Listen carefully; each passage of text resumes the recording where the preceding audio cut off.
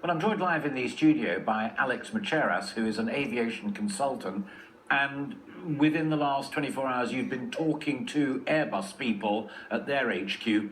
How concerned are manufacturers about this problem? Well, as you quite rightly said, I was at an Airbus conference over the weekend where we were delivering a new aircraft, but seeing as there were so many analysts in the room, we were talking just the other day about how often incidents involving lasers do come up and how the industry could respond to reduce the amount. At the moment, the main thing lies down to investment. They're saying that the technology required to block laser from entering the cockpit would be purely too much, because they need to see a slight similar laser light as when an aircraft comes into land, they can see two red and two white lights next to the runway, and it actually aids with a successful landing. So, exactly, I was reading it up on it this morning. That's one of the key problems, is that lasers proper are also used by the safety people and what have you, as well as by the crazies. Exactly, and unfortunately it's the crazies that they're trying to limit. These lasers are bought online. And if you put a screen on the windshield of the airliner, you'd block both.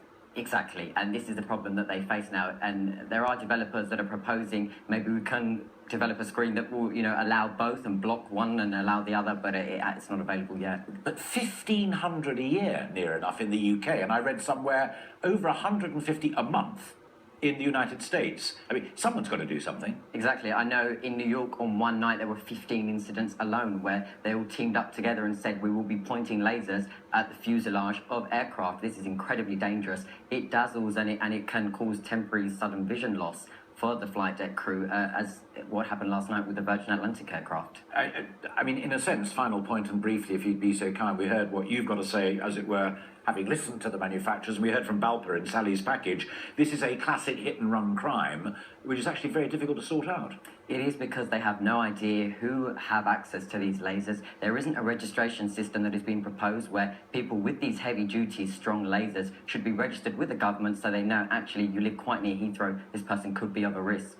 All right, Macheras, thank you very much indeed for coming in. Thank you.